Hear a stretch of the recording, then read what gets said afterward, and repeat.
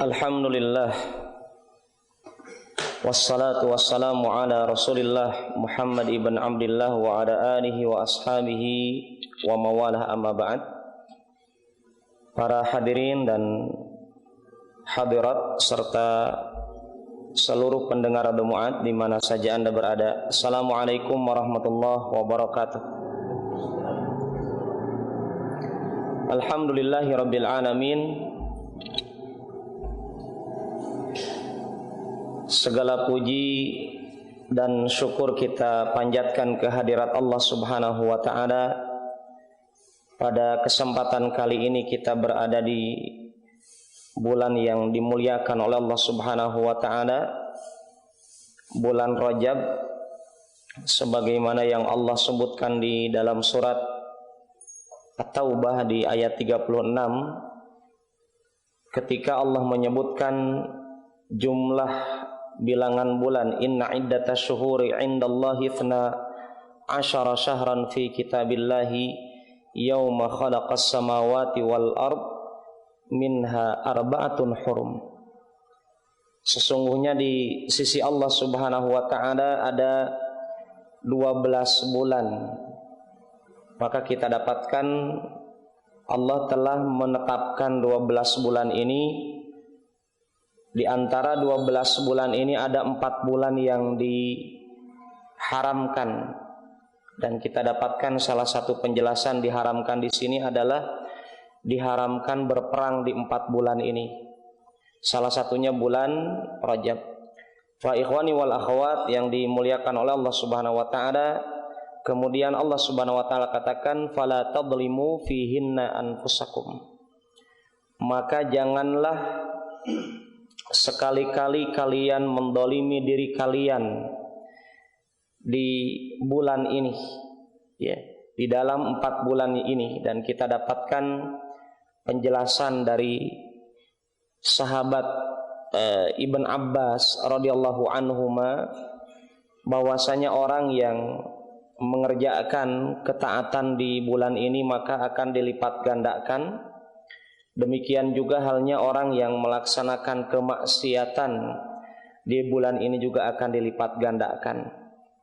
Maka kita berharap kepada Allah Subhanahu wa ta'ala, narju minallahi, kita mengharapkan dari Allah agar duduknya kita pada malam ini bagian daripada usaha kita untuk menambah amal ibadah kita di bulan, dilipat gandakan pahala kita pada bulan ini biidnillahi ta'ala. Ikhwani wal akhwat yang dimuliakan oleh Allah Subhanahu wa ta'ala, di malam ini kita masih membahas tentang bab fil amali wa tulihi, ya, dalam kitab Ar-Raqaiq atau kitab Ar-Riqaq, dalam pembahasan al-amal, angan-angan dan panjangnya angan-angan. Kita akan membacakan insyaallah pada kesempatan kali ini 2 hadis. Yang hadis ini masih berkaitan erat dengan hadis yang setelahnya, dari sahabat Abdullah radhiyallahu an, dan yang dimaksud oleh Imam Bukhari, Abdullah di sini dijelaskan oleh Imam Ibnu Hajar bahwasanya Abdullah di sini adalah Abdullah ibn Mas'ud. Ya, karena beliau hanya menyebutkan Abdullah radhiyallahu an. Jadi pernah suatu saat Abdullah ibn Mas'ud radhiyallahu anhu berkata, khattan Nabiyyu sallallahu alaihi wasallam khattan murabba'an. Jadi pernah suatu ketika Rasulullah sallallahu alaihi wasallam membuat 4 garis, ya, persegi 4. Jadi kalau di bukunya Imam Ibnu Hajar dalam Fathul Bari ini ada 5 versi dalam menjelaskan hadis ini, tetapi yang dirajihkan oleh para ulama adalah yang akan kita ambil, ya. Jadi pernah suatu ketika Rasulullah SAW membuat garis 4 seperti ini, ya, khattan murabba'an. Pernah suatu saat disaksikan oleh sahabat Abdullah ibn Mas'ud di padang pasir ataupun di pasir itu dikasih garis 4, ya, seperti persegi panjang. Kemudian Ibn Mas'ud katakan Rasulullah SAW bersabda wa khatta khattan fil wasat kharijan minhu. Kemudian beliau memberikan garis lagi di tengahnya sampai keluar dari batas 4 itu. Saya kasihkan ilustrasi, jadi seakan-akan ka'annana naron Nabi SAW ya khutu khuttan gitu. Seakan-akan kita menyaksikan bagaimana Ibn Mas'ud ikut melihat garis yang digariskan oleh Rasulullah Shallallahu Alaihi Wasallam. Ini yang khat yang kedua, ya. Jadi setelah persegi 4, kemudian kata Ibn Mas'ud, wa khatta khattan fil wasat. Maka beliau membuat garis lagi di tengah, kharijan minhu, ay kharijan minal murabba. Jadi keluar dari persegi 4 sampai kelewat batas ke sini, ya. Dan batasnya tidak tahu, yang jelas panjang begitu. Jadi kemudian setelah itu wa khatta khutatan sigharan ila hadzal ladzi fil wasat min janibihil ladzi fil wasat. Jadi ketika setelah ini beliau juga mengasih garis di mana? Di samping-sampingnya ini. Ya. Ini level ketiganya. Ada garis-garis yang ada di tengah. Persegi 4 itu dibuatkanlah garis kanan kirinya, ya. Kemudian apa yang terjadi ikhwan dan akhwat yang dimuliakan oleh Allah Subhanahu wa taala?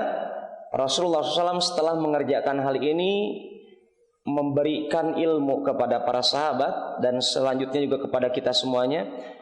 Beliau katakan alaihi salatu wassalam, hadzal insan. Inilah manusia, ya. Inilah kita. Jadi kehidupan kita begini. Maka para ulama menjelaskan inilah manusia, ya. Disinilah kita. Di garis persegi 4 dengan garis sampai keluar batas itu adalah kita, bagian dari diri kita, gitu ya. Inilah manusia. Wa hadza ajaluhu muhitun bihi ay qad ahata bihi wa hadzal ladzi huwa kharijun amaluh. Adapun kata Rasulullah SAW, wa hadza ajaluhu muhitun bihi ay qad ahata bi. Dan ini adalah ajalnya. Jadi persegi 4 itu ajal. Kan kita saksikan Pak, kalau ada manusia di titik pertama ini, kan terkadang dia sudah innal insana dalam surat Al-Insan, hal ata 'alal insani hinum minad dahri lam yakun syai'an madhkura. Bukankah setelah tiba kabarnya kepada manusia, kepada engkau wahai Muhammad, hal ata 'alal insan, apakah telah tiba, bukankah telah tiba alal insan atas manusia, ya, hal ata 'alal insan hinun minad dahri, ya, bagian daripada waktu, adanya waktu yang telah diberikan kepada manusia, lam takun syai'an madhkura, yang mana manusia ketika itu belum disebutkan sebagai manusia, yaitu innal insana inna khalaqnal insana min nutfatin amsyaj. Allah katakan, kami ciptakan manusia dari setetes air mani, min nutfah, dari setetes air mani amsyaj yang dipancarkan oleh seorang suami kepada istrinya. Ya, inilah kita manusia. Maka Rasulullah SAW katakan, ketika orang, ya, ada di titik ini, inilah manusia, dan ini yang persegi 4 ini adalah ajalnya. Karena terkadang ada manusia belum lahir sudah ajal duluan, ya. Artinya ajal itu betul-betul dari semenjak dia dikatakan manusia, kemungkinan jadi di dunia ataupun tidak jadi begitu. Tapi inilah ajal. Rasul tidak memberikan batasan letter U begitu, ataupun ya letter U seperti ini. Tetapi apa? Persegi 4. Karena manusia di sini terkadang ada yang belum lahir sudah meninggal, tapi dia sudah dikatakan bayi dan dikuburkan dan disolatkan. Ya, inilah kata Rasulullah SAW, wa hadzal ladzi huwa kharijun amaluhu. Adapun yang di luar ini adalah angan-angannya. Ya. Jadi bisa dibayangkan persegi 4 ini adalah ajal. Baris yang kelewat batas umur kita itu adalah angan-angan kita. Jadi memang angan-angan ini keluar dari ukuran umur. Ya. Jadi angan-angan kita memang di luar ukuran diri kita masing-masing. Dan ini adalah di antara berita dari Rasulullah SAW yang menggambarkan diri kita. Ya, Wa hadhil khutat as-sighar al-a'rad. Adapun garis-garis yang kecil ini adalah yang terbentang ini sebagai bentuk apa? Penghalang-penghalang. Ya. Penghalang mencapai kemana? Kepada angan-angan tadi. Fa in akhta'ahu hada nahashahu hada. Kalau dia selamat dari garis yang ini, oh dia tidak selamat dari garis yang ini. Tapi kalau dia selamat dari garis ini, dia juga akan diambil dari garis yang ini. Artinya terkadang manusia dia sudah mengatakan dirinya, oh tenang Pak, saya punya kecerdasan, saya punya keahlian, saya punya kelihayan dalam mengendarai dan seterusnya. Ternyata dia selamat dari satu mobil, tidak selamat dari yang lain. Ya, dia selamat dari satu takdir, tidak selamat dari yang lain. Artinya dengan hal ini tetap orang tersebut mesti melewati yang namanya al-ajal, ujung-ujung. Fa ikhwani wal akhwat, ini hadis yang pertama. Kemudian hadis yang masih berkaitan dengan hal ini adalah dari sahabat Anas bin Malik, pembantunya Rasulullah SAW, bahwasanya Rasulullah SAW mengatakan khattan Nabi sallallahu alaihi wasallam khututan. Sama ya, Rasulullah SAW memberikan garis faqara hadzal amal wa hadza ajru. Kurang lebih maknanya sama. Inilah adalah angan-angan, garis yang panjang, dan ini adalah ajalnya. Fa bainama huwa kadzalik idja'ul khatul aqrab. Ini menegaskan bahwasanya hadis Abdullah bin Mas'ud mengatakan orang kalau tidak selamat dari ini bisa jadi selamat dari ini dan seterusnya, sebaliknya. Tapi kata Anas bin Malik menguatkan, menjelaskan hadis Abdullah bin Mas'ud, ketika dia sedang berusaha mencapai angan-angannya, apa? Idja'ahu al-khatul aqrab. Ternyata ajalnya juga datang ketika angan-angannya belum dia capai, belum dia gapai. Fa ikhwani wal akhwat yang dimuliakan oleh Allah Subhanahu wa taala, inilah Rasulullah SAW memberikan gambaran kepada kita semuanya bahwasanya panjangnya angan-angan ini bagian daripada fitrahnya manusia, ya.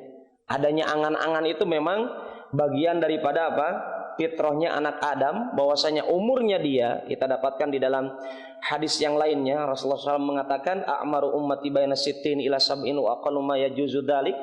Umur umatku antara 60 hingga 70 tahun, dan sedikit yang melewati usia 70 tahun itu adalah realita, ya. Ini yang pertama, bahwasanya kita akui, kita memang ditetapkan seluruh anak Adam, termasuk para nabi dan rasul, bahwasanya angan-angannya lebih panjang daripada umur yang Allah tetapkan kepada dirinya. Kemudian dari hadis ini, bahkan perawi hadis ini sebelum perawi dari kalangan sahabat yang bernama Ar-Rabi ibn Khutaim rahimahullah, beliau katakan, "Lau ghafala qalbi an dzikril maut sa'atan wahidah lafasat." Seandainya hatiku itu lalai dari mengingat mati satu saat saja ataupun sesaat saja, sungguh hati ini akan rusak. Maka bapak-bapak dan ibu-ibu serta para hadirin dan hadirat yang dimuliakan oleh Allah Subhanahu wa taala, dari hadis ini kita dapatkan seseorang, termasuk di dalamnya adalah seorang yang muslim, pasti hidupnya antara panjang angan-angan, tetapi juga mesti dia sadari bahwasanya ajal itu adalah lebih pendek daripada angan-angan yang dia miliki. Sebagaimana kita dapatkan dalam kisah ataupun ungkapan dari Rasulullah SAW. Ini menunjukkan ajal lebih dekat daripada angan-angan. Yang kedua adalah dari hadis ini kita dapatkan penjelasan dari Imam Ibnu Hajar, ketika seseorang, ya, dengan panjang angan-angannya ini menjadikan dia berusaha terus mencapai angan-angannya, maka tolong diingat-ingat bahwasanya ada orang meninggal dunia dalam rangka mencapai angan-angannya. Bisa jadi tatkala dia tidak meninggal dengan sebab, dia akan meninggal dengan ajal, ya. Terkadang dia sehat. Kita dapatkan banyak, bahkan saya pernah dapatkan di samping rumah di kampung di Bandung, ada seorang istri langsung berteriak pagi hari. Biasanya bangun tidur membangunkan suaminya untuk sholat subuh. Suaminya itu sehat, fit badannya, dia tidur ternyata tidur ilal abad, ya. Tidurnya selama-lamanya, tidak bangun lagi, dan istrinya jelas kaget. Padahal tidak ada sebab, tetapi karena sudah waktunya, maka kita dapatkan ini terjadi.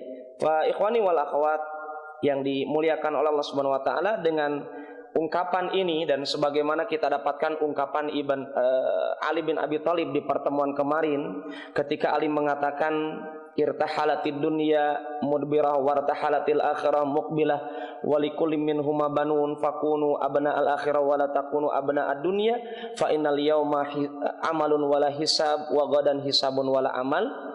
Ketika Ali bin Abi Thalib mengatakan kepada kita, dunia saat lagi meninggalkan kita atau kita tinggalkan, akhirat saat lagi menjelang, maka kata Ali bin Abi Thalib masing-masing punya generasi. Dan kita usahakan diri kita termasuk generasi akhirat, jangan menjadi generasi dunia, dikarenakan di dunia tidak ada hisab tetapi beramal, adapun di akhirat adanya hisab dan tidak ada amalan. Dengan ungkapan Ali bin Abi Thalib ini, para ulama katakan sungguh sangat aneh, ajabun liman yaqbal 'alal mudbirah wa yudbiru 'alal muqbilah. Sungguh sangat aneh orang yang hanya mencari-cari yang akan dia tinggalkan, ya, tetapi dia melupakan apa yang sebentar lagi dia akan jumpai.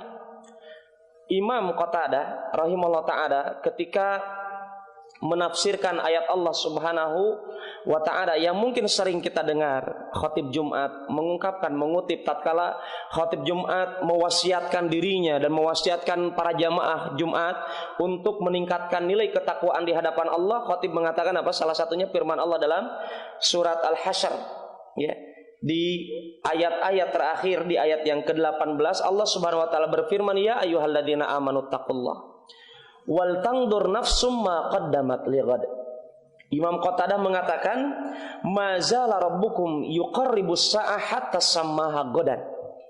Ya, ketika Allah mengatakan wahai orang-orang yang beriman, ya ayyuhalladzina amanu taqullah, bertakwalah kalian kepada Allah, wal tangdur nafsun, dan perhatikanlah oleh diri kalian, oleh jiwa kalian, dan hendaklah masing-masing jiwa itu memperhatikan ma qaddamat lighad, apa yang akan dipersembahkan untuk besok hari.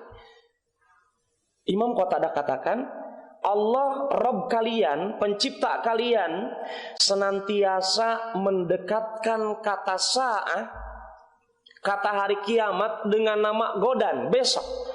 Jadi seakan-akan hari kiamat itu besok memang. Kenapa? Dikarenakan ketika kita memang mungkin di antara kita ketika mungkin mendengarkan kajian tentang tanda-tanda hari kiamat, bahwasanya tanda hari kiamat akan adanya gunung emas muncul gitu ya.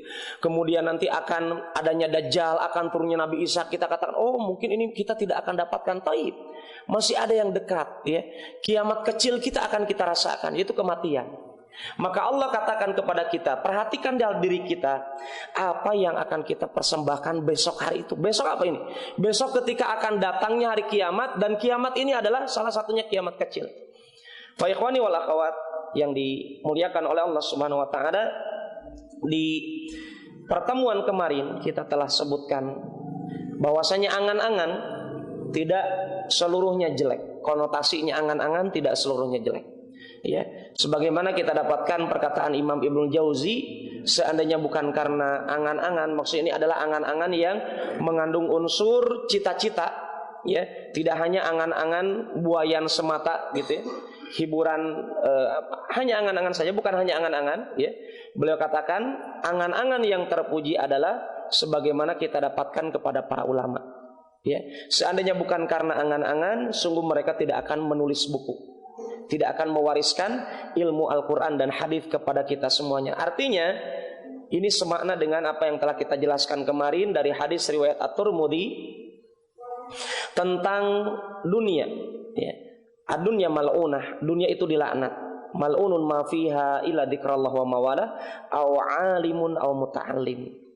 Ya, dunia itu dilaknat dan yang ada di dunia dilaknat kecuali zikir kepada Allah dan perkara-perkara ketaatan yang dicintai oleh Allah, amalan-amalan yang dicintai oleh Allah, atau orang yang alim atau muta'alim, atau orang yang mengajarkan ilmu atau yang belajar ilmu. Maka akan keluar dari kalimat angan-angan yang celaka, angan-angan yang membinasakan adalah orang yang mengikuti konteks para ulama menjaga ilmu Al-Quran dan Sunnah Rasulullah Sallallahu Alaihi Wasallam. Di sini kita dapatkan dengan hal ini bahwasanya seseorang boleh berangan-angan, tetapi angan-angan di sini ada batasan oleh para ulama. Maka na yahmiluka 'alal fi'li li nafsika wa liman ba'dak. Apabila angan-angan tersebut membawamu untuk berbuat untuk dirimu dan untuk perkara-perkara apa yang ada setelahmu. Ya. Dan tolong, angan-angan yang bermanfaat adalah angan-angan yang tidak melalaikan kematian. Ini catatan garis besar. Ya, catatan garis besar sebagaimana kita dapatkan tadi penjelasan dari Ar-Rabi' Ibn Khutaim, seandainya aku lalai dari mengingat mati beberapa saat saja, bahkan cuma 1 jam saja, sungguh itu akan membinasakan diriku. Fa ikhwani wal akhwat yang dimuliakan oleh Allah Subhanahu wa taala, dengan adanya angan-angan di sini, angan-angan yang bernilai positif yang disyariatkan, kita dapatkan Allah memerintahkan kita, ya, memerintahkan kita untuk mengatur diri kita. Sebagaimana Rasulullah SAW telah memberikan kita ightanim khamsan qabla khamsin. Ya. Berusahalah kalian memanfaatkan waktu yang 5 sebelum datang waktu yang 5. Masa muda sebelum masa tua, sehat sebelum sakit, luang sebelum sibuk, ya, miskin sebelum kaya, sebelum miskin, hidup sebelum mati. Ini yang menunjukkan apa? Menunjukkan adanya target, ya, dari Rasulullah SAW, adanya penertiban amalan, tartib, ya, tandimul a'mal, ya. Artinya dari sini seorang muslim, diri kita semuanya mesti kita membuat manage. Mulai saat ini kalau yang terlambat, ya, atau yang sudah alhamdulillah kita tingkatkan. Artinya saat ini apa yang telah kita kerjakan untuk menghadapi hari besok, yang Allah katakan besok di sini adalah kematian ataupun hari kiamat.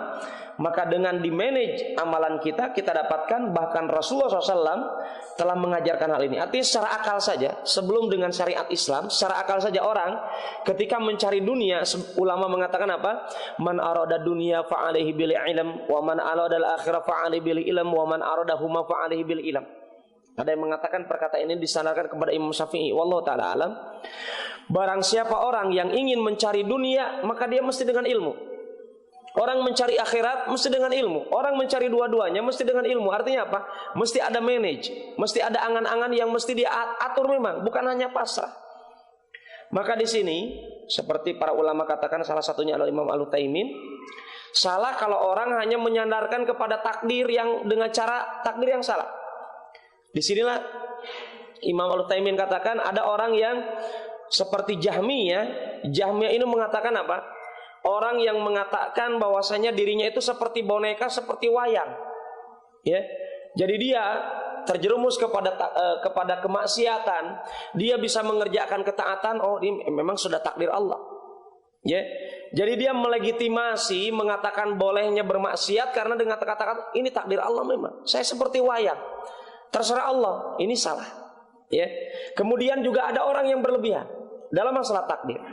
Seperti salah satunya adalah orang-orang Qadariyah yang disabdakan oleh Rasulullah SAW, Al-Qadariyatu majusu hadhil ummah. Orang Qadariyah adalah orang majusi umat Islam. Kenapa demikian? Rasulullah katakan, dikarenakan mereka mengatakan Allah tidak tahu apa yang diperbuat manusia sampai perbuatan tersebut terjadi. Ya, subhanallah, orang-orang Qadariyah dijuluki oleh Rasulullah adalah orang majusi umat Islam, dikarenakan orang majusi mereka tidak mau menyembah Allah, membuat aturan sendiri, ya, mengatur dirinya sendiri, sebagaimana orang-orang Iran di zaman dulu dan mungkin sama sekarang masih banyak, ya, majus ahadihil ummah. Fa ikhwani wal akhwat yang dimuliakan oleh Allah Subhanahu wa taala, Allah katakan bahwasanya diri kita diciptakan oleh Allah dan amalan kita juga diciptakan oleh Allah Subhanahu wa taala, ya. Allahu khalaqakum wa ma ta'malun. Allah lah yang menciptakan kalian dan apa yang dikerjakan oleh kalian. Maka perbuatan bagian daripada makhluk Allah, daripada takdir Allah Subhanahu wa ta'ala. Dan sebagaimana juga kita dapatkan ungkapannya Umar. Bismillah. Umar ibn Khattab, pernah kita dapatkan beliau hampir masuk negeri Syam setelah pembebasan Baitul Maqdis, dan kita tahu pembebasan Baitul Maqdis bagian daripada tanda-tanda hari kiamat sebagaimana dalam hadis riwayat Imam Bukhari di zaman Umar ibn Khattab radhiyallahu an. Kemudian beberapa tahun kemudian terjadi wabah, ya, di daerah negeri Palestina, daerah Amwas, adanya wabah sampai sekitar 25.000 orang, ya, meninggal dunia dari kalangan umat Islam, ya. Dan Umar ibn Khattab mendapatkan berita, termasuk Ubaidah ibnul Jarrah, Mu'ad ibn Jabal, termasuk para sahabat yang sangat banyak meninggal di dalam zaman tersebut, di zaman Umar ibn Khattab karena penyakit wabah ini. Kemudian Umar hampir masuk ke negeri Palestina yang di dalamnya ada wabah, kemudian disarankan untuk tidak masuk. Tetapi apa yang terjadi, ikhwan? Ya, Umar bermusyawarah dengan kaum Muhajirin, demikian juga dengan kaum Ansar. Dan yang terjadi, Umar mendapatkan keputusan dari musyawarah ini bahwasanya mesti kembali. Maka para sahabat mengatakan, ya Umar, apakah kita berlari dari takdir Allah? Kita kabur dari takdir Allah Subhanahu wa ta'ala? Beliau katakan, nafirru min qadarillah ila qadarillah. Kita berlari dari takdir Allah yang satu kepada takdir Allah yang lain. Ya. Kita berlari dari takdir Allah yang satu kepada takdir Allah yang lain. Hal ini, ya, ungkapan Umar ini dikuatkan oleh sahabat Abu Musa al-Asy'ari yang tatkala itu belum hadir dalam musyawarah Umar dengan para sahabat. Abu Musa katakan, aku telah mendengar sabda Rasulullah SAW secara makna, saya pada hadis ini tidak hafal. Abu Musa katakan, apabila ada wabah di suatu negeri, fala tadkhuluha, engkau jangan masuk ke dalamnya. Ya, ini pesan dari Rasulullah SAW. Umar belum masuk ke Palestina. Artinya Umar, beliau beristihad waktu itu, istihadnya benar, dikuatkan oleh sabda Rasulullah SAW yang diungkapkan oleh Abu Musa al-Asy'ari yang tatkala itu belum hadir. Dan Umar katakan, alhamdulillah, segala puji milik Allah. Artinya ketika beliau beristihad, benar dalam beristihad bahwasanya kita berlari, kita meninggalkan Palestina bukan berlari dari takdir Allah begitu saja, menolak takdir Allah begitu saja, tetapi kita berlari dari satu takdir menuju takdir yang lain. Ini adalah angan-angan yang dipositifkan, yang dinilai ibadah oleh Allah Subhanahu wa taala dan dibenarkan oleh Rasulullah sallallahu alaihi wasallam. Kemudian angan-angan yang dibagi oleh para ulama, angan-angan yang jelek, yang kita termasuk boleh jadi ada di antara umat Islam yang banyak dengan angan-angan ini adalah angan-angan yang catatannya al-ghaflah anil maut wa nisyan liqa'i rabbina. Angan-angan yang dia itu ketika dia berangan-angan melupakan kematian dan melupakan perjumpaan dengan Allah Subhanahu wa taala. Sebagaimana kita dapatkan di akhir surat Al-Kahfi yang senantiasa disunahkan oleh Rasulullah SAW untuk dibaca di hari Jumat. Di akhir surat Al-Kahfi Allah katakan apa? Faman kana yarju liqa'a rabbih. Barang siapa yang berharap berjumpa dengan Allah, dengan Rabbnya, dengan penciptanya, dengan yang senantiasa mengatur sedemikian detail urusan dunia kita. Barang siapa yang ingin berharap dengan berjumpa dengan Allah, yang mewajibkan kita sholat, yang mewajibkan seorang wanita taat kepada suaminya dalam kema'ruf, yang mewajibkan diri kita seorang anak taat kepada orang tuanya dalam hal yang ma'ruf, mewajibkan kita untuk mengerjakan perbuatan yang taat, meninggalkan kemaksiatan. Kita ingin berjumpa dengan yang memerintahkan kita, ya, falyamal amalan shalihah. Hendaklah orang tersebut beramal soleh, terus beramal soleh. Wala yusyrik bi ibadati rabbih ahada. Jangan menyekutukan Allah, ya, dengan sesuatu pun. Artinya hal ini menjadikan solusi dari para ulama ketika kemarin ada yang bertanya, bolehkah kita berangan-angan? Ada nggak angan-angan yang positif? Itulah angan-angan yang bisa menjadikan kita bekal untuk beramal setelah kematian. Mandana nafsahu wa amila lima ba'dal maut. Ya. Artinya kemarin seorang pebisnis, ya, ataupun seorang yang mencari dunianya, boleh nggak berangan-angan? Boleh, selama angan-angan tersebut menjadikan sarana untuk mengingat kematian, ya, mengingat kematian. Maka kita dapatkan ada angan-angan yang jelek itu sering gambarannya bagaimana? Gambarannya adalah mungkin ada orang yang mendengarkan pengajian, adanya pencerahan, kemudian adanya hukum dari Al-Quran hadis tentang ini haram, ini enggak, ini boleh, ini tidak boleh. Kemudian dia katakan, oh nanti paling. Nah, ini kalimat angan-angan yang tidak diperbolehkan. Ya, angan-angan yang tidak diperbolehkan sebagaimana perkataan para ulama ketika ada orang mengatakan taswif. Saufa atau aku akan bertaubat nanti kalau begini, nanti kalau begini, dikaitkan dengan masa depan, dengan angan-angannya. Nanti kalau saya gajinya sudah besar, sudah mapan, saya akan melaksanakan kewajiban, saya akan meninggalkan minuman keras, meninggalkan rokok. Kalau nanti saya akan begini, kalau sudah punya anak. Kenapa? Dia pakai logika. Ya, dia pakai logika apa? Karena katanya kalau sekarang kan nggak ada yang takut-takut. Saya kalau sudah punya anak apa? Akan ditiru amalan saya. Jadi kalau dia akan pakai logika, ya, dia pakai logika. Tetapi apa? Satkala dia sudah punya anak, bayi, ataupun sedang mengandung istrinya, ya, kemudian dia katakan, oh nanti saja. Kalau anak saya sudah lahir. Setelah anaknya lahir, mungkin dia sebelum anaknya lahir dia pikirkan apa? Mungkin nanti saya merokok, mengurus anak saya, istri saya sedang mencuci, anak saya mengisap asapnya. Oh iya, mungkin nanti saja kalau sudah lahir. Setelah lahir anaknya, nanti lagi. Kalau anak saya sudah besar. Seterus begitu taswif, ya. Maka para ulama katakan iyyaka wassauf. Hindari oleh kalian mengatakan aku akan taubat kalau nanti. Kenapa? Fa innaha min jundi iblis. Karena kalimat menanti-nantikan taubat bagian daripada pasukan tentara setan, tentara iblis. Ya, bagian daripada talbis iblis. Fa ikhwani wal akhwat yang dimuliakan oleh Allah Subhanahu wa taala, saya tutup kajian kita pada kesempatan kali ini dengan sabda Rasulullah SAW di antara manfaat mengingat mati, ya, karena kita tidak tahu kapan akan didatangi oleh malaikat maut. Tetapi dengan ini kita dapatkan Rasulullah SAW dalam hadis riwayat At-Tirmidzi dan An-Nasa'i, beliau katakan aktsiru dzikra hadimil ladzat. Perbanyaklah oleh kalian mengingat kematian, ya. Kenapa demikian? Di dalam hadis yang lain yang diriwayatkan Imam At-Tirmidzi dan Imam An-Nasa'i, fa innahu ma dzakarahu ahadun fi dhiqin illa wassa'ah. Karena kematian ketika dia mengingat, kalau ada seorang mengingat kematian tatkala hatinya sedang sempit, kecuali akan dilapangkan oleh Allah. Wala dzakarahu fi sa'atin illa bayyaqaha 'alaih. Dan tidaklah seorang mengingat kematian dalam kondisi lapang dirinya, kecuali hatinya akan disempitkan.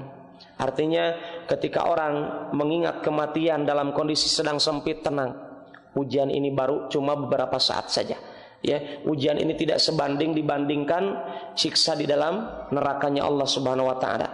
Demikian juga orang ketika terlena dengan dunia, ketika dia mengingat mati, dia mesti mikir apa yang akan dia persembahkan.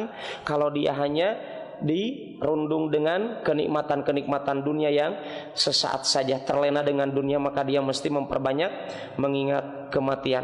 Demikian, semoga kajian kita pada malam hari ini mengingatkan kita akan sedikitnya modal kita untuk berjumpa dengan Allah Subhanahu wa ta'ala.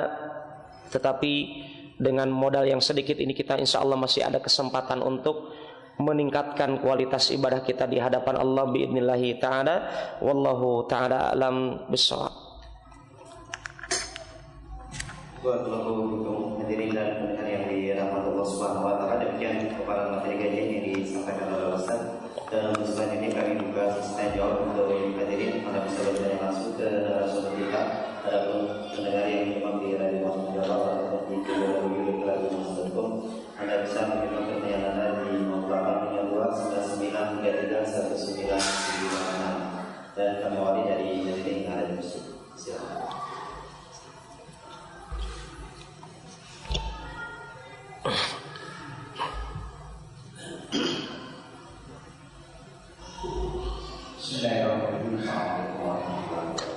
Waalaikumsalam warahmatullahi wabarakatuh.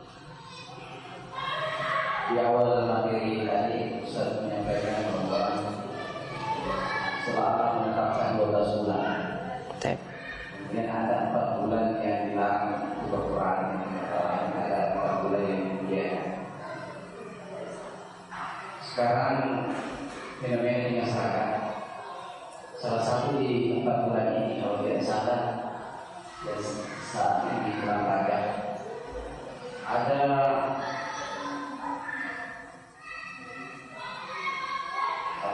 ada memperingati, ada satu hari yang diperingati, yaitu hari Isra Mi'raj. Nanti kita lihat di masyarakat kita, peringatan ini umum dilaksanakan oleh masyarakat. Apakah memperingati hari Isra Mi'raj ini sesuai dengan tuntunan Rasulullah SAW? Itu yang pertama. Yang kedua, gambaran dari setiap tadi yang ada garis yang dikawal yang panjang itu lebih dari sekitar itu adalah anak-anaknya, dan tentu ini melanda kita semua. Tapi bagaimana strategi kita untuk istilahnya untuk mensikapi anak-anak yang pelajar ini sehingga kita tidak terlena dengan anak-anak yang pelajar, dan kita terlupa dengan umum yang terbatas itu. Dan saya kira demikian. Assalamualaikum warahmatullahi wabarakatuh. Waalaikumsalam warahmatullahi wabarakatuh. Bismillahi wassalatu wassalamu ala Rasulillah wa ala alihi wa ashabihi wa mawalah, amma ba'd. Para jamaah yang ada di Masjid Mu'ad Ibn Jabal, demikian juga para pendengar The Mu'ad, berkaitan dengan peringatan Isra dan Mi'raj, ya, kita tahu ini merupakan amrun muhdats fid din, ya, perkara yang baru dalam dinul Islam, dikarenakan Imam Malik telah menjelaskan kepada kita dalam masalah prinsip ikut-ikutan atau ikut mengikuti adalah laukana fihi khairan lasabaquna ilaih. Seandainya dalam perkara tersebut ada satu saja kebaikan, pastinya akan berlomba para sahabat terlebih dahulu sebelum kita. Seandainya dalam Isra Mi'raj itu betul-betul kebaikannya ada, minimal cuma 1% atau 0,001% ada, maka jelas para sahabat akan lasabaquna ilaih. Mereka jelas akan berlomba-lomba untuk Isra Mi'raj. Kenapa demikian? Dikarenakan kalau pakai logika gampang. Ya, kalau betul Isra Mi'raj itu ada, para sahabat itu kan mendapatkan Isra Mi'raj itu bukan 11 Hijriah terjadinya. Artinya misalkan kalaulah katakan Isra Mi'raj itu di akhir hayat hidupnya Rasulullah SAW terjadinya, artinya di akhir-akhir hidup wajar saja kalau mungkin sahabat, ya, kita dapatkan tidak mengamalkan atau mengamalkan karena mungkin itu ada yang dikatakan sunnah atau tidak sunnah, tapi kita dapatkan Isra Mi'raj adalah perkara yang sudah lama terjadinya. Kita tahu Isra Mi'raj itu terjadi sekitar 10 kenabian Rasulullah SAW, ya. Tatkala Rasulullah SAW mendapatkan di tahun 10 kenabian, artinya usia 50 tahunan Rasulullah usianya, tapi 10 tahun dakwahnya beliau dihibur oleh Allah ketika Ibunda Khadijah meninggal, sebelumnya Abu Talib meninggal, kemudian orang-orang Quraisy mencaci maki dan menghina, lebih melancarkan penghinaan dan ujian berat kepada Rasulullah SAW. Kemudian orang Taif juga bagaimana tidak ada satupun orang masuk Islam, maka Rasulullah SAW dihibur dengan adanya hiburan Isra Mi'raj. Artinya apa?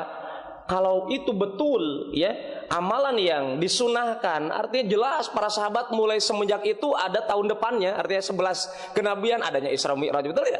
Ya, 12 kenabian lagi berdakwah, ada lagi Isra Mi'raj, 13 kenabian, terus 14 kenabian sampai Rasulullah 13 tahun di Mekah, kemudian 10 tahun di Madinah, Isra Mi'raj rutin. Kemudian sahabat kita dapatkan akhir hidupnya diantaranya adalah yang paling akhir 110 Hijriah. Itu Rasulullah 11 Hijriah, 110 Hijriah. Ini perjalanan yang sangat panjang, belum tabi'in, belum tabi'ut tabi'in. Kita batasi hidup kita dengan amalan kalau ingin dikatakan ibadah. Dan tolong bapak-bapak, ibu-ibu yang dimuliakan Allah Subhanahu wa taala, semoga ini didengar oleh staf pemerintah kita yang mengeluarkan biaya yang tidak sedikit dengan mengatasnamakan Allah dan Rasul. Ya, artinya kalau modal kita ini, modal negara ini yang mayoritas umat Islam Indonesia khususnya adalah umat Islam yang masih banyak miskin, dunianya juga miskin dinnya, Ya, ini kita katakan kalau ini modal dimanfaatkan untuk membahas ajaran Islam yang lurus, memberikan buku-buku penerangan dengan membagikan PCD yang benar, dibagikan seterusnya, adakan kajian-kajian, pelatihan-pelatihan bagaimana memahami Islam yang benar, itu jelas lebih bermanfaat untuk pemimpin ataupun yang di bawahnya. Ya, maka kita katakan kita menyanyiakan usia dan kita berangan-angan bahwasanya amalan kita akan diterima oleh Allah. Ya, orang-orang ketika melaksanakan Isra Mi'raj pasti berangan-angan seperti itu. Mari kita ingatkan diri kita dengan sahabat Abdullah bin Mas'ud di Kufah. Ketika orang-orang bertasbih, bukankah tasbih ibadah, bertahlil, bukankah tahlil ibadah, bertakbir, takbir ibadah, dikerjakannya kapan? Dikerjakannya di waktu yang tidak pernah dicontohkan oleh Rasulullah. Dengan cara yang tidak pernah dicontohkan Rasulullah. Apa itu? Antara adzan dan iqamah. Dipimpin oleh satu pemimpin di masjid di Kufah, disaksikan oleh Abdullah bin Mas'ud, ulama dari para sahabat, ulama dari para tabi'in, ulama umat Islam. Beliau katakan apa? Cepatnya kalian meninggalkan sunnahnya Rasulullah. Ya, bejananya Rasulullah belum musang, pakaiannya juga belum lapuk, dimakan usia, masih ada itu pakaiannya Rasulullah SAW. Kenapa kalian berani mengamalkan amalan-amalan yang tidak dicontoh Rasulullah? Padahal tasbih, tahlil, tahmid, ya, takbir bagian dari sunnah, tapi dipimpin oleh seorang pemimpin di masjid dengan bentuk lingkaran, ucapkan takbir 100 kali, bertakbir, ucapkan tahmid 100 kali, bertakbir, dan seterusnya. Ini bukankah ibadah? Tapi contohnya tidak ada. Maka kata Abdullah bin Mas'ud, kam min muridin lil khairi lan yusibahu. Berapa banyak orang yang mengharapkan, meniatkan dirinya mencapai kebaikan dari Allah, tetapi kebaikan tersebut dia tidak dapatkan. Kenapa? Karena dia hanya modal ikhlas tapi tidak sesuai sunnah. Ya, demikian juga orang kalau ditanya Isra Mi'raj, Pak, Isra Mi'raj itu untuk apa? Untuk ini, untuk melaksanakan mengenang Rasulullah SAW. Niatnya baik, mengenang Nabi Muhammad, tetapi caranya tidak nyunah. Di sisi lain, orang tersebut malu mestinya. Apa itu? Saya dapatkan itu orang ketika merayakan Isra Mi'raj kan dikisahkan bagaimana Isra Mi'raj, kemudian buruk dan permisalan yang tidak ada contohnya. Ya, katanya buruk wajahnya perempuan. Dari mana ini dalilnya? Ya, buruk wajahnya wanita. Padahal kita dapatkan dalam hadis riwayat Muslim, ya, buruk itu adalah kendaraan babi binatang, ya, yang putih dan lehernya tinggi lehernya, ya. Tetapi dia tingginya itu di bawahnya himar, keledai, tetapi di atas di bawahnya bighal dan di atasnya keledai. Itu permisalan dari Rasulullah SAW. Adapun lehernya katanya penampilan wanita, kemudian menunjukkan Rasulullah SAW katanya punya sayap yang seterusnya. Wallahu ta'ala alam shawab. Tidak ada dalil. Maka kita dapatkan catatan selanjutnya bagi para pecinta Isra Mi'raj. Apa hikmah dari Isra Mi'raj? Ya, melaksanakan sholat 5 waktu. Pertanyaan besar bagi yang mengerjakan peringatan Isra Mi'raj. Bagaimana sholat subuh Anda berjamaah atau tidak? Bagaimana sholat subuh Anda dilalaikan, ditinggalkan atau tidak? Berapa banyak umat Islam saat ini bangun tidurnya kapan? Bersamaan dengan bangunnya matahari, terbitnya matahari. Bahkan mungkin lebih daripada itu umat Islam. Padahal malamnya apa? Isra Mi'rajan. Paginya bangunnya bareng-bareng sama matahari. Bersamaan dengan tanduknya setan bangun, dia bangun. Bagaimana mungkin dikatakan dia telah cinta kepada Rasulullah dengan Isra Mi'raj? Ya, sholatnya. Maka para jamaah tidak perlu Isra Mi'rajat.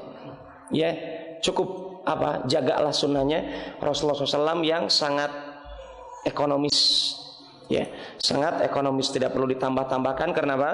Dikarenakan peringatan itu hanya hari raya Idul Fitri dan Idul Adha dan hari raya Jumat.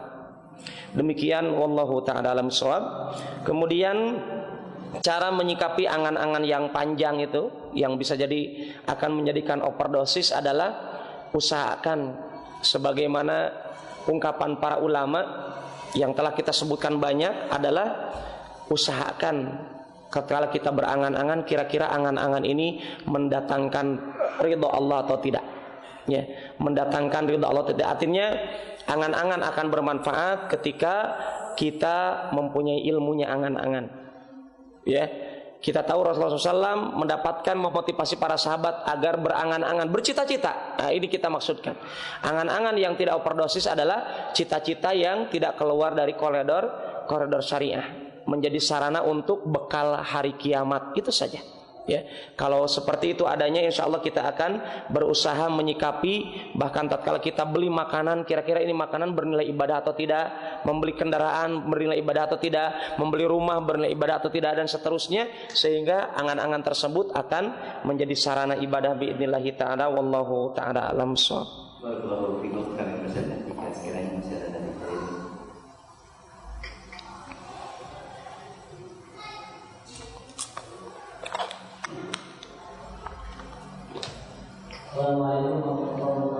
Waalaikumsalam warahmatullahi wabarakatuh. Wafikum barakallah. Apa membaca di kitab ilmu yang diarahkan ini bahwasanya di buku itu mengatakan bahwasanya seorang penuntut ilmu itu tidak boleh dilempar terhadap ustaz dan ulama, tapi nyatanya kebanyakan di kaum muslimin misalnya baru belajar langsung dia fanatik dengan ustaz ini yang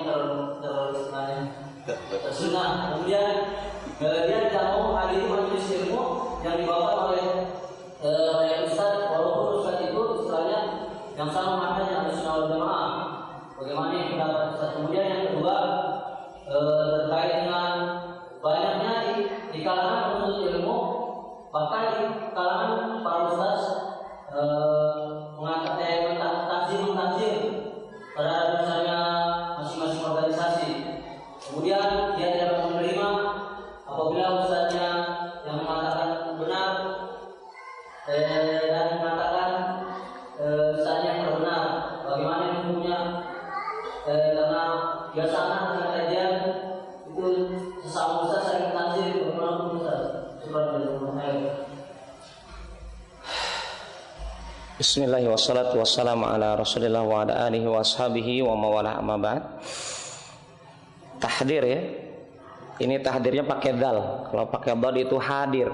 Kalau ini tahdirnya jangan dihadiri. Tahdir ini mengancam. Jadi tahdir ikhwan dan akhwat yang dimuliakan Allah Subhanahu wa taala memang bagian daripada adab dalam syariat Islam, tetapi tolong dipahami dengan benar bahwasanya tahdir ini para ulama menyebutkan di antara dalilnya adalah seperti perbuatan Rasulullah SAW kepada Ka'ab ibn Malik dengan dua sahabat yang lainnya yang tidak ikut perang Tabuk. Ya. Artinya tahdir ini dijelaskan oleh Imam As-Sun'ani dalam kitab Subulus Salam. Tahdir ini diperbolehkan ketika manfaatnya lebih besar daripada tidak ditahdir. Coba dilihat adab dalam mentahdir. Seseorang ketika melarang saudaranya untuk ikut kajian ya, dari ustadz tertentu, artinya dengan konteks ditahdir itu, kira-kira manfaatnya lebih besar ataukah tidak? Ya. Ketika orang tersebut boro-boro mungkin kenal sholat bagaimana caranya dan seterusnya, kemudian sekarang ada televisi Islami ya, di kanan kirinya televisi yang sangat banyak yang bermaksiat, berbau mengumbar hawa nafsu, demikian radio Islami dan seterusnya, kemudian dikatakan ini gak boleh didengarkan, walaupun radionya itu radio ceramah-ceramah, tapi itu katanya mesti ditahdir dan seterusnya tanpa ada penjelasan. Dan kita juga mesti mendewasakan diri kita. Ya, ustadz itu kan bukan nabi yang mengatakan jangan dekati ustadz itu. Ya, orang tersebut bukan nabi. Sama-sama ustadz, sama-sama apa? Mahalul khata' wa nisyan, lokasi kesalahan dan lokasi lupa. Artinya nasihat ana pribadi untuk ana diri sendiri dan untuk anda semuanya adalah dengarkan saja ustadznya. Sebagaimana pesan Ali bin Abi Thalib, pesan ustadz tersebut yang dikit-dikit mentahdir, dengarkan saja Ali bin Abi Thalib. Al-haqqu yu'rafu bi nafsihi la birrijal. I'rifil haqqa ta'rif ahlahu. Ya. Kebenaran itu apa? Dikenalnya itu dengan substansi kebenarannya, bukan dilihat orangnya. Siapapun dia. Abu Hurairah saja sudah diajarkan oleh Rasulullah SAW untuk menerima kebenaran dari setan, dari jin di malam hari yang mencuri kas negara. Ya, itu dari setan. Yang dikatakan Rasulullah apa? Shadaqa wa huwa kadzub. Ya, dia itu benar waktu itu malam itu, tapi dia kadzub. Oh, katsirul kadzib. Banyak bohong, tapi waktu malam itu benar. Artinya kebenaran ini bagaimana bisa kita kenal? Kembalikan kepada Al-Qur'an dan hadis. Maka ikhwani wal akhwat yang dimuliakan oleh Allah Subhanahu wa taala, kalau ana melihat kata tahdzir ini, saya takutkan apa? Al jazaa'u min jinsil amal.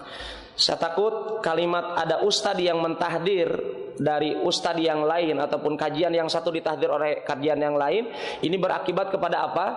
Hilangnya manfaat ilmu, hilangnya sunnah gara-gara sebab ungkapan kita yang tidak pas. Yang kedua adalah menjadikan apa? Kalimat tersebut akan kembali kepada orangnya. Ya, kalimat tersebut akan kembali kepada orangnya kalau kalimat tahdir ini tidak mendatangkan maslahat yang lebih besar. Artinya, ikhwani wal akhwat yang dimuliakan oleh Allah Subhanahu wa taala, ketika kita melarang seorang untuk mendengarkan ustadz tertentu, tanyakan dulu alasannya apa? Apa salahnya? Kesalahannya di titik mana? Boleh jadi orang tersebut dikatakan jangan didengarkan kajiannya, ternyata dalam perkara-perkara yang khilafiyah, ya, perkara-perkara yang ada perbedaan, yang perbedaan tersebut furu'iyah, yang diperbolehkan. Contohnya apa? Masalah celana. Ada orang katanya ustadz itu suka pakai celana, nggak boleh ikut kajiannya gara-gara pakai celana. Subhanallah, dari mana dalilnya? Ya, orang tersebut nggak boleh diikuti kajiannya, kenapa? Nggak pakai sorban. Ya, ini dari mana dalilnya? Tolong kembalikan kepada para ulama yang ijtihadnya sudah diakui oleh para ulama dan para tulabul ilm. Salah satunya adalah Ibn Bas. Ibn Bas rahimahullah ta'ala, beliau katakan celana bukan bagian daripada ibadah tapi bagian daripada adat.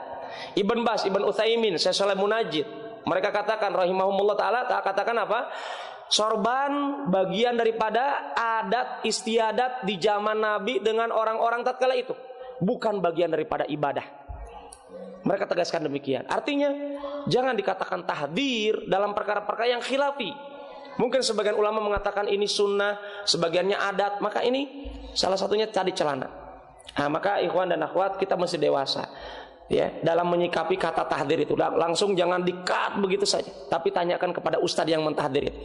Ustadz, kira-kira apa sebabnya antum mentahdzir ustadz ini? Itu saja alasannya. Semoga bermanfaat. Wallahu ta'ala a'lam bishawab.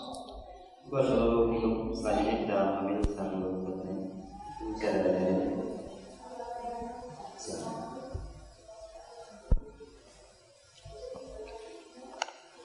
Assalamualaikum warahmatullahi wabarakatuh. Waalaikumsalam. Saya mau tanya Pak Ustaz terkait masalah Ramadan. Bagaimana hukumnya terjumpai di salah satu masjid ada seorang Ustaz jika setelah sudah menuju bulan Ramadan itu melakukan sebuah zikir bersama di pandu komunitas. Kemudian semuanya bersedih dan menangis saya ucapkan zikir dari Allah. Waalaikumsalam warahmatullahi wabarakatuh. Berzikir bismillah wassalatu wassalamu ala rasulillah wa ala alihi wa ashabihi wa mawala amma ba'd. Berzikir bagian daripada ibadah. Dan kita pahami kalau betul zikir itu bagian daripada ibadah, al ibadah la tasluh illa ala sunnah, ya. Ibadah itu tidak sah, tidak dibenarkan kecuali di atas sunnah, ya. Kalau betul zikir itu bagian daripada ibadah, maka kita katakan mari kita melihat Rasulullah SAW berjumpa dengan Ramadan berapa kali? 9 kali. Ya, artinya kalau ini alasannya dikait-kaitkan ibadah sebelum Ramadan dengan adanya zikir berjamaah, kemudian dipaksa-paksa nangis, ya. Harus nangis, kalau tidak paksa-paksa nangis, kalau tidak beli saja bawang merah kemudian dan seterusnya untuk nangis. Kita katakan ini tanattu fid din, berlebihan dalam din, ya. Dan kita dapatkan ancaman Rasulullah SAW, ya. Wala yusadad hadal amr illa ghalabah, wala yusadad hadad din illa ghalabah. Ada orang yang berlebihan dalam din Islam, sungguh itu akan menghancurkan dirinya. Halakal mutanatti'un, kata Rasulullah SAW, ya. Celakalah orang-orang yang berlebihan dalam din. Zikir Rasulullah SAW berkaitan dengan menyambut Ramadan tidak pernah kita dapatkan. Dalam 9 kali perjumpaan beliau dengan bulan suci Ramadan tidak pernah beliau temukan. Ini menunjukkan apa? Menunjukkan meninggalkannya bagian daripada ibadah, melaksanakannya bagian daripada menyaingi amalan Nabi. Ya, suudon kepada Rasulullah SAW yang sangat tahu bagaimana cara menyambut bulan suci Ramadan. Ya, demikian. Wallahu ta'ala alam bishawab. Barakallahu selanjutnya satu pertanyaan dari disangsikan dari ungkapan 234306 sekian. Assalamualaikum warahmatullahi wabarakatuh. Waalaikumsalam warahmatullahi wabarakatuh. Ustaz, bagaimana membedakan antara angan-angan dengan cita-cita? Okay. Bismillah wassalatu wassalamu ala Rasulillah wa ala alihi washabihi wa mawala amma ba'd. Berkaitan dengan angan-angan, biasanya dia hanya mimpi saja, Pak.